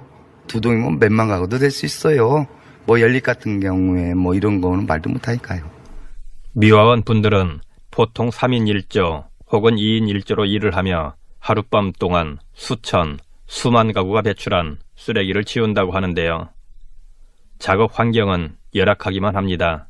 저희 조만 하면은 한 5, 6톤 정도 되고요. 상차를 하면 차가 이제 그 쓰레기를 버리고 다시 오는데 그 시간 동안에도 이제 계속 저희가 사이사이 계속 또 같은 데 들어가서 또 끄집어내고 잠깐 힘들면 한 5분 담배 한 대 피거나 이러면서 잠깐 쉴 수 있지만 거의 쉬는 시간은 따로 없습니다. 밥 먹을 시간은 거의 없다고 보시면 되죠. 제가 50이 좀 넘었는데요. 막말로 지금도 니아까를 끌고 하고 있어요. 그러니까 차가 다니지 못하는 곳 이런 데는 니아까로 끌고 각 호마다 다니면서 음식물이면 음식물, 또 생활 폐기물은 폐기물, 재활용이면 재활용 이렇게 해가지고 니아까로 차 다닐 수 있는 곳에 곳곳에 이제 포집을 하는데 이게 21세기를 달린다는 이 대한민국 70년대, 80년대 했던 식을 지금도 하고 있다는 자체가 이해가 잘 안 되죠. 같은 환경미화원이지만 지자체 소속의 미화원과 민간용역업체 소속의 미화원 등 각기 고용 형태가 다른 것이 현실인데요. 새벽에 일을 하는 생활 폐기물 수거 미화원 분들은 대부분 용역이라고 합니다. 또 우리는 용역업체이다 보니까 돈을 좀 덜 받고 하다 보니까 나보라든가 아니면 전동카라든가 이런 게 분명히 다 있는데 그거를 참 이해 안 되는 부분이 무지하게 많습니다. 제가 회사에서 하는 일이나 뭐 이런 거라요. 어떻게 이래라 저래라 할 수는 없지만 지금 힘든 상황이 기초적인 것부터가 힘드니까요. 그러니까 모든 면이 다 힘든 거예요. 또 밤새도록 포집과 상차를 반복하다 보면 어디 하나 성한 곳이 없다는데요. 빌빌하죠. 발목 비는 것부터 해가지고 손발 시려운 걸 뭐 근다 치더라도 이게 제일 고통스러운 것이 이제 눈이 오고 이랬을 때 미끄러 넘어지는 건 진짜 너무 많아요. 너무 그래서 뭐 엉덩이 뼈 아파도 해야 돼요. 솔직히 말해서 아파도 해야 돼요. 내가 아프다고 해서 쉬면은 다른 친구들한테 조원들한테 엄청난 피해를 주거든요. 니네들이 막말려서 하든 말든 끝나는 시간 뭐 언제 끝나든 상관없어. 니네 해 이거예요. 인원이 진짜 피치 못할 사정에서 빠지는 수가 가끔 있어. 알바를 줍니다. 알바. 말도 안 되는 행위를 하는 거죠. 보충 인원을 주는 게 아니라 알바를 구입을 해서 줘요. 그러니까 전혀 일 자체를 모르는 사람을 갖다 하나 메꿔주는 걸로 그냥 우리 사람 줬으니까 끝이다 이거예요. 늘려달라 해도 하뭉쳐사 뭐 대꾸도 없으니까요. 손목, 발목 아픈 것쯤은 직업병으로 생각한다는 미아원 분들. 이분들을 더욱 마음 아프게 하는 것은 사람들의 편견이었는데요. 이렇게 얼핏 옷깃이 이렇게 스쳤어요. 지나가시는 분하고. 근데 갑자기 그분이 막 옷을 터시더라고요. 그래서 이제 이해는 가죠. 이제 아무래도 복장이 좀 그렇고 그러니까. 근데 참 마음이 아팠습니다. 초창기에 그랬거든요. 제가 이 직업 갖고 나서. 쓰레기를 포집을 하고 있는데 어떤 분이 나오셔가지고 제 볼을 때린 적이 있어요. 그래서 아니 왜 그러시세요? 어떻게 물어봤더니 야 이 쓰레기야 그래요. 그래서 제가 이런 말씀을 했죠. 내가 쓰레기로 보입니까? 당신네들이 버리는 쓰레기는 뭡니까? 그러면서 말했지만 이게 옷깃 스치고 뭐 우리가 옆에 지나가는 자체도 솔직히 말해서 거부하는 분들이 솔직히 맞습니다. 뭐 쓰레기를 들고 다니다든가 막 이러다 보니까 음식물도 만지다 보니까 냄새가 많이 나고 그러니까 상당히 거부를 많이 하시는 분들이 많아요. 사실 아직까지는. 환경미화원들의 근무 환경에 대해 더 깊이 있는 이야기를 들어보고자 전국 공공운수노조의 조성의 정책국장을 찾았는데요. 조 국장은 최근 발생한 미아원 사고에 대한 이야기부터 꺼냅니다. 11월 초에 광주에서 있었던 사고지요.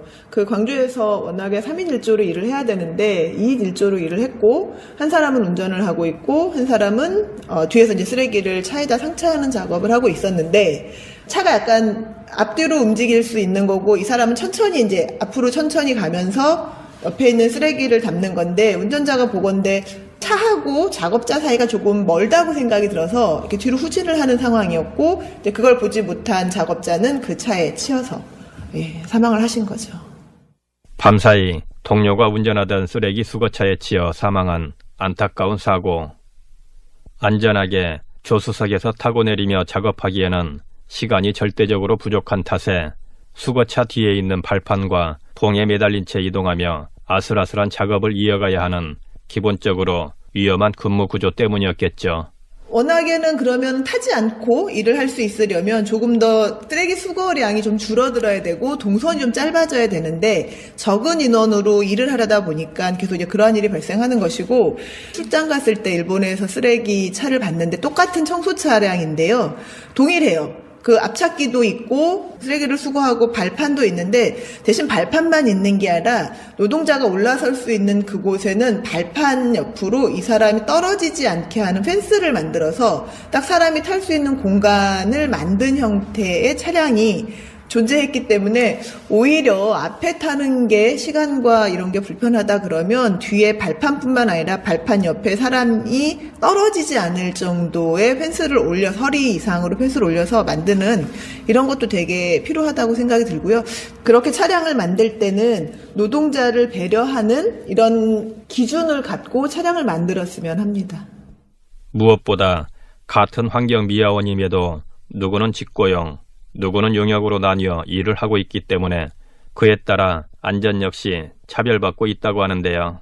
되게 재밌는 게 내 눈에 안 보이면 우리 직원이라고 생각하지 않고 우리 공무원이라고 생각하지 않으면 사실은 전혀 아무런 안전에 관한 문제나 이런 거 신경 쓰지 않고 있거든요. 그러니까 나는 용역업체에게 얼마에 계약을 했어. 그 나머지는 그냥 용역업체가 알아서 하는 일. 그러다 보니까 용역업체는 사실 차량을 소유하고 있거나 이렇지 않거든요. 그건 어차피 구청에서 지급하고 있는 거라 그러면 그것들에 대해서 그러니까 운영을 어떻게 할 것이냐를 제안을 해야 되는데 이 업체가 앞으로 계약을 5년을 하게 될지 3년을 하게 될지 아니면 내년에 계약이 끝날지 알 수 없는 거예요. 그런데 자꾸 그 지자체에다가 이거 해주세요, 저거 해주세요, 민원을 넣게 되면, 그러니까 차량을 바꿔주세요, 아니면 이러이러한 것들에 뭐 하기 위해서는 이런 조치가 필요합니다라고 얘기하면 이 지자체에서는 쟤들은 뭔가 요구하는 게 많아. 그럼 저 업체는 별로 좋아 보이지 않아라고 하고 그다음 새로 오는 업체도 최저가 낙찰이라는 게 그 지금 공공부문에 아주 만연하거든요. 그러다 보니 그런 시설을 하기 위한 투자라기보다는 그냥 저희가 최저가로 할 테니 뭐 임금을 아주 작게 주더라도 아니면 노동 시간을 아주 길게 하더라도 이런 형태로 진행하는 과정에서 일하는 노동자에게는 훨씬 더 나쁜 노동 환경이 적용될 수밖에 없는 거죠. 우리 모두를 위한 공공의 일을 하는 환경미화원. 환경미화원 분들은 직고용을 간절히 바라고 있습니다. 왜 3인 1조라 그랬잖아요. 그중에 이제 운전을 하시는 분이 계시고 두 분이 이걸 상차 작업을 하시는 건데 운전하시는 분은 공무원이에요. 되게 재밌죠. 지금 뭐 공무원의 숫자가 중요한 게 아니라 그 일이 정말 공익적으로 필요하다라 그러면 다시 그게 인소싱 되어 들어가야 되는 거잖아요. 이분들이 말씀하시는 직고용이라는 건 공무원 1월 얘기를 하시는 거는 아니세요. 이분들이 요구하시는 건 최소한 시에서 직접 고용을 해야 되는데 시에서 위탁을 주고 뭐 재위탁도 가기도 하고 이런 형태로 가면서 뭔가에 문제가 있으면 지적하고 자꾸 바꾸면 되는데 바꾸려면 그냥 곧장 얘기해서 지자체에서 바꾸는 거 하고 용역업체가 한 번 더 걸러서 지자체에게 가는 거하고 이 단계가 쉽지 않다라는 거죠. 또 생활 폐기물 쓰레기를 안전 위험성이 큰 밤에 치울 수밖에 없는 이유로 아침부터 이어지는 교통 대란과 더불어 시민들의 이중적인 마음을 꼽았는데요. 사실 그거는 인력을 좀 더 늘리고 차량을 좀 더 늘리면 가능한 건데 이것을 인력을 늘리지 않고 있는 인력으로 하려다 보니까 계속 새벽 시간, 조금 더 이른 시간, 차가 다니기 전 시간 이런 형태로 야간 노동이 계속될 수밖에 없는 거죠. 그리고 또 하나는 이건 좀 사회적 캠페인이 필요한 건데 시민들이 싫어한다는 거예요. 나 움직이는데 막 쓰레기차 왔다 갔다 하면 기분 나쁘다. 그리고 나 출근하는 길이 깨끗해야지 길이 지저분하면 기분 나쁘다. 아침이 상쾌해야 되는데 이게 그냥 나는 버리는 사람이고 누군가는 그거를 수거하는 사람으로 이렇게 규정지어지면서 내 눈에는 저게 안 보였으면 좋겠다라는 이런 생각들이 있어요. 오늘 만나본 환경미화원 이길진 씨와 박민용 씨가 시민 여러분께 꼭 하고 싶은 말이 있다고 하는데요. 제발 재활용에 음식물 좀 넣지 마세요. 제발. 지금은 겨울이니까 냄새가 안 나니까 모르지만 여름에는 진짜 피부병 걸리는 게 한두 분이 아니고 거의 대다수 분들이 음식물 때문에 진짜 피부병 걸리는 적이 많습니다. 그것만 좀 잘해주셨으면 나는 더 이상 바랄 거 없고. 배달 음식 많이 드시니까 뭐 국물 음식 같은 거 밀폐 용기에 갖고 오면은 먹다 남은 국물째로 그냥 그 재활용 봉투에다 같이 막 종이랑 뭐 피트병이랑 같이 막 넣으시거든요. 그 위에서 상차하면서 밟거나 이러면 그게 터져가지고 또 무겁기도 하고요. 그리고 이제 버리실 때 그 입구를 잘 좀 묶어주시면 저희가 일이 굉장히 쉽거든요. 묶어놓지 않으면 이게 쓰러지거나 이러면 다 길바닥에 다 흘러 넘쳐요. 그럴 때는 저희가 수거하는데 시간이 몇 배로 듭니다. 그래서 비닐봉지에 끝에 입구를 잘 밀봉해 주셔서 좀 버려주셨으면 좋을 것 같아요. 그게. 조성의 정책국장도 당부를 이어갑니다. 모든 사람은 노동해요. 그리고 그 노동은 그 사람이 없을 때 훨씬 그 노동이 정말 필요했구나라는 거가 드러나는데 그 중에 최고는 청소노동이라는 생각이 들어요. 만약에 우리 사회에서 청소노동자가 하루 이틀 3일만 사라져버리면 사람들은 미칠 거예요. 본인은 청소하지 않으면서도 그 지저분한 상황을 견디지 못하고 왜 이렇게 되었지라고 하면서 누군가를 원망하게 될 건데 저는 보이지 않는 노동, 그분들이 있어서 뭔가 이렇게 탁 드러나는 건 아니지만 그분들이 사라졌을 때 우리가 느낄 수 있는 고통 혹은 느낄 수 있는 심리적인 불편함 이런 거를 좀 존중했으면 좋겠다. 그래서 보이지 않는 우리가 마음껏 버릴 수 있는 것은 누군가 치우는 사람들이 있기 때문입니다. 이분들이 없다면 우리는 깨끗한 집 앞도 깨끗한 거리도 볼 수 없겠죠. 부디 인력도 늘고 리어카가 아닌 전동카로 무거운 쓰레기를 운반할 수 있기를. 그렇게 하나씩 노동 환경이 달라져 미아원 분들이 좀 더 안전하고 당당하게 업무를 할 수 있도록 시민 여러분들이 함께 응원해 주십시오. 가슴에 담아온 작은 목소리 89번째 이야기, 새벽을 여는 사람들, 환경미화원. 지금까지 구성의 조승엽, 연출의 권수림, 저는 김영호였습니다. 하지만 국정원 특수활동비 상납 혐의 등과 관련된 구속이 아니어서 검찰로선 별도로 체포하지 않고선 박 전 대통령을 강제로 조사할 수 없는 상황입니다. 따라서 검찰은 몇 차례 방문 조사를 시도한 뒤 박 전 대통령이 계속 조사를 거부하면 체포영장을 청구하거나 기존에 확보한 증거와 진술만으로 추가 기소하는 방안을 검토하고 있습니다. 방송 중간에 좋아요를 눌러주시면 새날팀들에게 큰 힘이 됩니다. 미리 감사합니다. 트위터가 진짜 언론입니다. 자, 새로운 한 주가 시작됐네요. 크리스마스 날 방송하고 있습니다. 여러분 메리 크리스마스. 메리 크리스마스. 안녕 크리스마스. 성당은 오래전에 108배를 하면서 그만 갔고요. 종교가 뭐 거의 그랜드 슬램. 자, 세 분 나오셨습니다. 새날의 산타 할아버지 우리 유명정님. 오호호호. 메리 크리스마스. 감사드리고요. 새날의 루돌프 야수님. 안녕하세요, 야수입니다.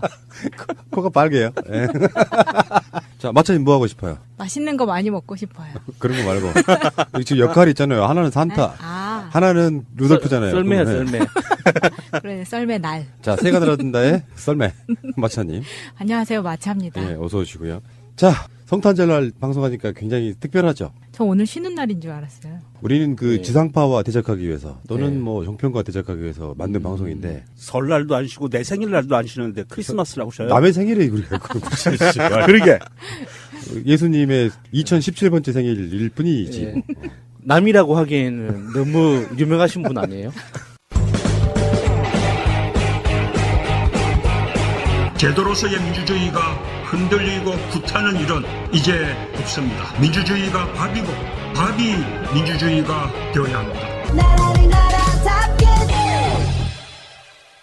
제가 어제 느낀 건데 이제 새벽에 편집 다 끝내놓고 새벽같이 들어가면 느낀 건데 내가 이 나이 먹도록 크리스마스 때는 기억이 하나도 없어요. 아, 크리스마스에 어떤 특별한 걸 해본 기억이요? 그러니까 맨날 술 먹었다는 이야기예요. 무슨 영화처럼 어떤 여자친구의 집밭에서 그녀를 기다리며 한 7시간 동안 기다렸다든가 이런 게 없어. 저는 고등학교 때 수많은 사람 앞에서 콧물을 흘린 기억이 있습니다. 아, 그 이야기는 들었습니다. 여러분들은 네버엔딩 스토리 들으시면 나옵니다. 예. 여러분들은 뭐 특별한 추억 같은 거 있으십니까? 예전에 자취할 때 크리스마스 날이면 그 여자애들이 우리 집으로 많이 오긴 왔어요. 놀라. 같은 동성들끼리 모이는 거니까 뭐 유엄마하고. 근데 제가 문을 안 열어줬죠. 왜? 네? 왜? 아니 남자 혼자 있는 집에 여자애들이 오면 어떡해. 저렇게 안 열어줬지. 보수적이야. 참 노잼. 정말 노잼. 정말.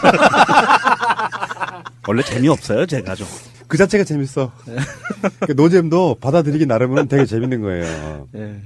마차님? 네. 빨리 하나 풀어요, 이야기. 저 20대 때는 한 12월 통째로는 다 성당에서 지냈던 것 같고요. 성가대 때문에. 그리고 30대 때는 거의 프랑스에 있었죠. 아, 그렇구나. 프랑스 얘기 좀 해줘봐요. 성탄절을 어떻게 지냈는지. 우리는 좀 사실 술문화 이런 거 정도밖에 생각이 안 나고 프랑스의 성탄. 그 여러 번 말씀드린 것처럼 크리스마스 자체는 완전 가족 중심이라서 그런데 24일 저녁에 그 왜 영화에서 보면은 나오는 거 있잖아요. 크리스마스 트리 만들어 놓고 그 밑에 고군 작가님의 그림입니다. 그 사진과 함께 달력을 딱 출시를 했는데 왜 우리는 이태껏 이런 달력을 만들지 못했었나. 그러게요. 저는 그런 생각했고요. 구입하시고 싶으신 분들은 팟빵 공지사항 거기에 보면은 달력 구매하는 방법이 나와 있습니다. 많은 분들의 참여를 바라겠고요. 자, 잠시 후에 다시 오겠습니다. 이번 크리스마스 즈음해가지고요. 인천공항이 난리가 났어요. 안개가 너무 껴서 아예 출발을 못하니까 그러니까 어제 보도로만 봤을 때 밀려있는 항공기 편수가 1000여 대. 그러니까 인천공항이 거의 시장통 된 거예요. 난리 났겠죠. 거의 5분에 한 대씩 떠도 5,000분. 와. 그런 상황이 됐고 아마 그분들이 이제 크리스마스 전에 어딘가를 사업 목적이든 여행 목적이든 가려고 했는데 못 가는 상황이 됐거든요. 근데 왜 그런 현상이 일어났을까? 요 생각을 해봤더니 마침 보도가 하나 나와서 한번 말씀드려 보려고요. 해외 여행이 세계 1위래요, 한국이. 숫자로만 따지면 중국이 1위겠지만 이제 국민 어떤 비율 이런 걸 따졌을 때 인구수 대비 비율로. 그래서 저는 이 부분에 대한 얘기를 잠깐만 한번 해보자는 거죠. 삶의 질이 높아졌다는 면에서 저는 환영합니다. 삶의 질. 그러니까 일만 하지 않고 해외로 여행 나갈 수 있다는 부분. 서민이신 우리 어머니도 뭐 중국 갔다 오시더라고요. 중국 같은 데 다니시더라고요. 와, 세상 많이 좋아졌구나, 진짜. 해외여행이란 건 불과 수년 전만 해도 언감생심이었죠, 보통 서민들한테는. 그렇죠. 비용 문제도 있고. 근데 관광객 수는 아닌데 2017년 추정치로만 보면 한국인들이 해외에 출국한 숫자, 중복돼 있는 게 굉장히 많을 거예요. 2,600만 명이래요. 엄청 많은 거예요, 이거. 거의 인구의 절반 정도가 관광을 가든 비즈니스를 가든 다른 나라에 가서 돈 쓰고 오는 건 똑같은 개념이니까 이렇게 많은 분들이 나간다는 거. 근데 아마 중복도 있을 거고 해서 그렇기는 한데 제가 봤을 때는 방송의 힘도 컸다고 봐요. 요즘 해외여행 패키지 시리즈 막 이런 것들이 요 몇 년 사이에 엄청나게 많이 생기면서 그 해외여행 자체를 좀 붐업시키는 그런 게 되게 많았고, 그리고 여행사에서 그 저가 패키지가 많이 나오면서 많은 사람들이 해외여행에 눈을 뜨기 시작하지 않았나. 그러니까 저가 항공 상품이 굉장히 널리 퍼지면서 여행사의 기획 상품이 방송하고 결합해서 붐업되는 효과도 있는데, 이게 좀 안 좋은 면으로 보면 국내 여행을 할 때 사람들이 너무 실망하는 거예요. 저는 요즘은 거의 국내 여행을 포기했는데, 예를 들어서 제가 어느 날 갑자기 그냥 훌쩍 떠나고 싶어서 차를 몰고 뭐 대전이나 뭐 고흥이나 이런 데 가서 하룻밤 자고 싶으면 자리를 구할 수가 없어요. 예약을 안 했다는 이유로 안 받아주는 거예요. 그리고 그런 거 있죠. 서울에서 봤던 식당이 부산에도 있고 대전에도 있고 고흥에도 있고 울산에도 있고 프랜차이즈? 서울에서 봤던 편의점이 전국이 어딜 가나 있는 거예요. 그래서 번화가라고 이제 알려져 있는 동네를 가보면 그 각 도시나 그 동네마다 번화가가 있잖아요. 굳이 거기까지 여행을 갈 필요가 없는 거예요. 전국 어딜 가나 다 똑같아요. 결국에 외지에서 왔다는 이유로 음식값만 더 비싸게 받고 야수님? 숙박비만 더 비싸게 받고. 야수님, 그래서 해외여행 가라 이런 이야기죠? 아니요. 그러니까 그런 식으로 실망이 쌓이다 보면 똑같은 돈을 쓸 거면 결국에는 해외여행 뭐 필리핀이나 태국이나 이렇게 3박 4일 5박 6일 갔다 오는 게 그 비용이 거의 비슷해지는 거예요. 그러니까 그런 게 좀 안타깝더라고요. 이게 지역의 특색이 조금이라도 좀 묻어나는 경험이 있으면 국내 여행도 굉장히 매력적이거든요. 근데 30세 이하 여행도 지금 사상 최대라고 하는 거는 제가 봤을 때는 취업에 대한 스펙이나 이런 거에 한 번쯤 나갔다 와야지만 한 줄 꼭 알아야 할 어제의 뉴스. 제천 스포츠센터 건물은 지난 2011년 7월 사용 승인이 났습니다. 그 뒤로 올해 7월까지 박모 씨가 건물 소유주였습니다. 건물 완공 뒤 자금 상황이 어려워진 박 씨는 2013년부터 건물 관리에 거의 손을 못 댔다고 합니다. 스프링클러가 고장나면 수리하지 않고 밸브를 잠가버렸다는 증언까지 나옵니다. 경제적으로 힘드셨으니까 돈 들어가는 관리를 잘 못하셨어요. 물이 한번 터지는 바람에 잠갔어요. 또 모든 시설의 공사와 관리는 전문업체가 아닌 건물 관리인에게 맡겼던 것으로 파악됐습니다. 잔금이 너무 많이 밀려 있어가지고 거래업체가 그 곳이라고 하면 아예 수리를 하러 오지 않는다. 지난해 건물 소방시설 점검도 당시 건물주 박 씨의 아들이 직접 했습니다. 서류 양식이었는데 거기에 있는 것들은 직접 했고요. 개인적으로 할 수 없는 부분들에 대해서는 그 소방업체에 직접 얘기를 해서 그 업체에서 와서 점검을 했고. 소방당국은 아들 박 씨가 소방안전관리자 자격이 있는 건 맞지만 지난해 전문업체가 점검한 사실은 없다고 밝혔습니다. 다른 업체에다가 맡겼었다라는 얘기가 있어갖고. 그런 거는 없습니다. 네, 사실이 아닙니다. 이미 전 건물주 박 씨를 한 차례 조사한 경찰은 추가로 박 씨를 불러 조사할 예정입니다. 지난 2009년 3월 신인 배우 장자연 씨는 30살의 나이에 스스로 목숨을 끊었습니다. 며칠 뒤 장 씨가 남긴 문건인 이른바 장자연 리스트가 공개되면서 성상납과 폭력을 강요받은 정황이 담겨 파문을 일었습니다. 경찰은 곧바로 리스트 속 인사들에 대한 수사에 착수했습니다. 소속사 김 대표는 고인을 수십 차례에 걸쳐 술자리에 불러 술접대를 강요하였으며 그러나 전 대표와 매니저 두 사람만 재판에 넘겨졌고 리스트 수사가 부실했다는 논란이 일었습니다. 과거 논란이 됐던 검찰 수사를 바로잡기 위해 출범한 과거사위원회가 이 사건을 다시 조사할 가능성이 커졌습니다. 대검찰청 개혁위원회가 이미 검토 중인 25개 사건 외에 장자연 씨 사건 등을 추가로 과거사위에 제안하는 방안을 검토하고 있기 때문입니다.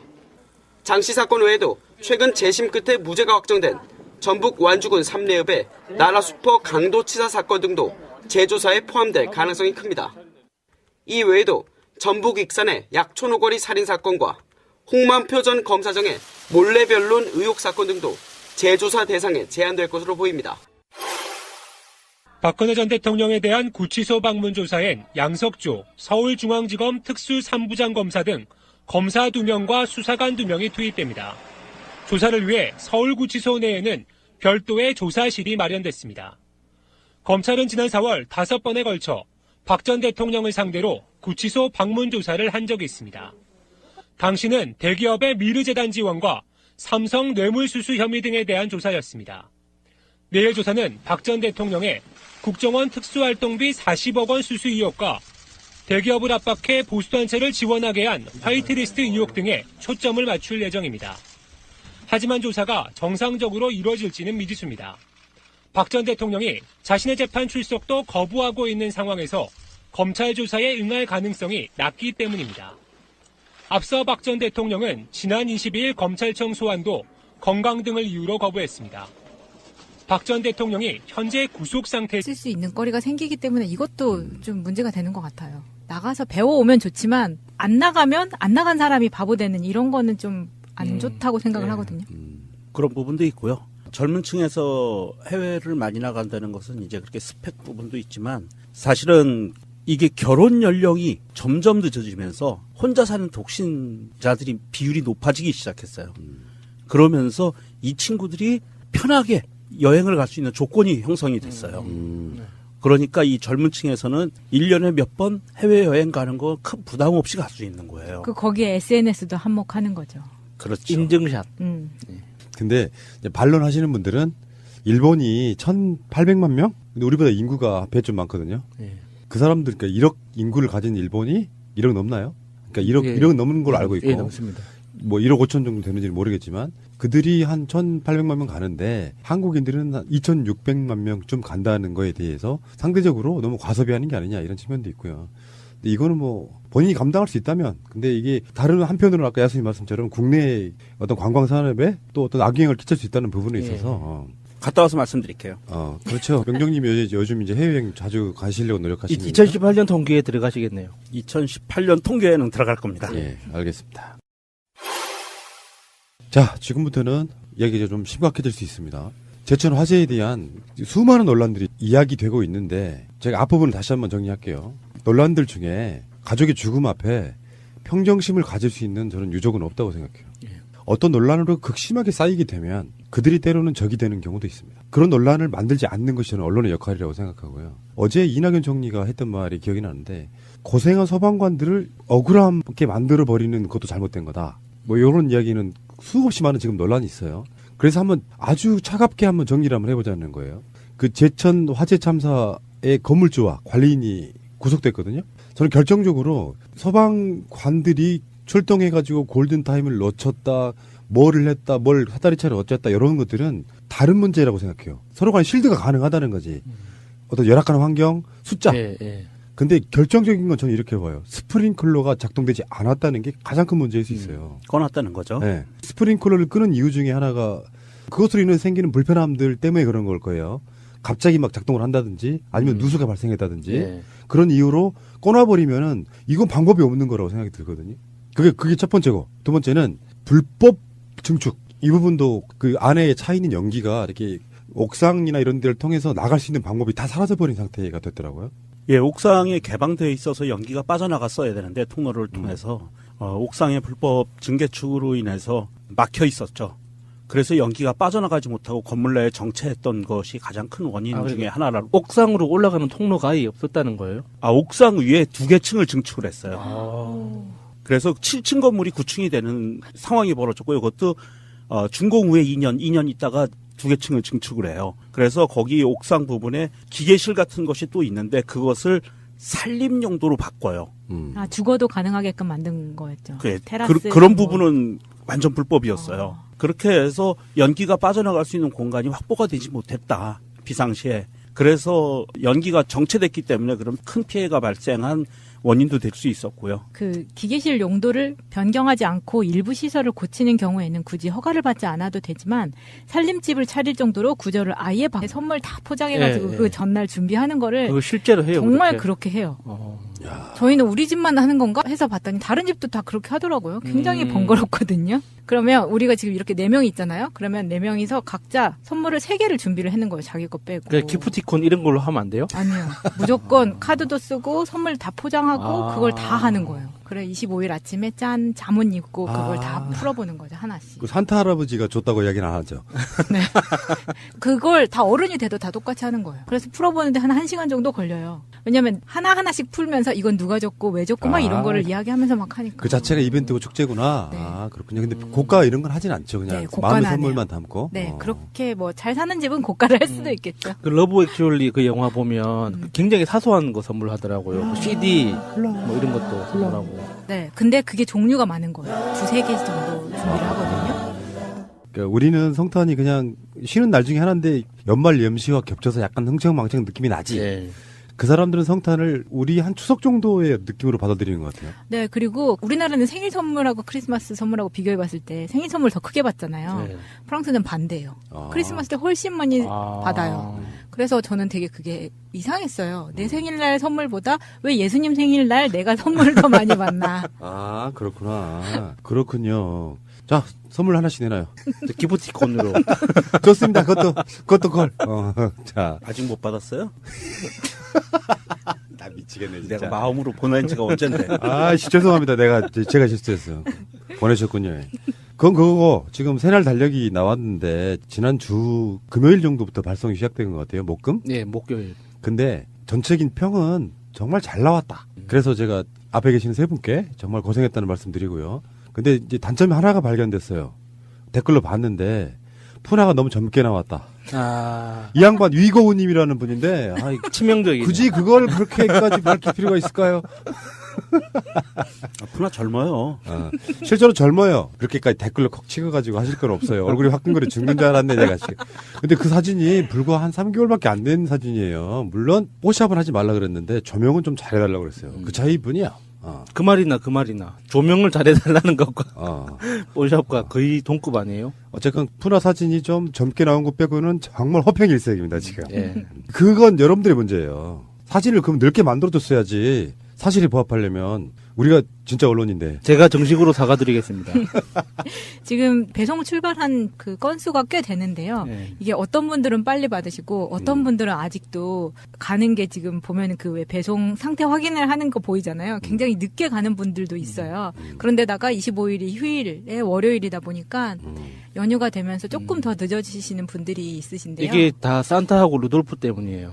그 팀들이 다 도로를 점유하고 있는 관계로 택배 차량이 이동을 못하고 있거든요. 아, 그렇군요. 그래서 적어도 이번 주 안까지는 다 받아보실 수 있을 것 같습니다. 자, 그래서 펀딩 참여 안 하셨고 지금 달력을 구입하고 싶다고 하시는 분들 일단 팟빵 공지사항에도 올려놨습니다. 구입하는 방법. 새날베스트.com 방문하셔도 바로 구입하실 수 있어요.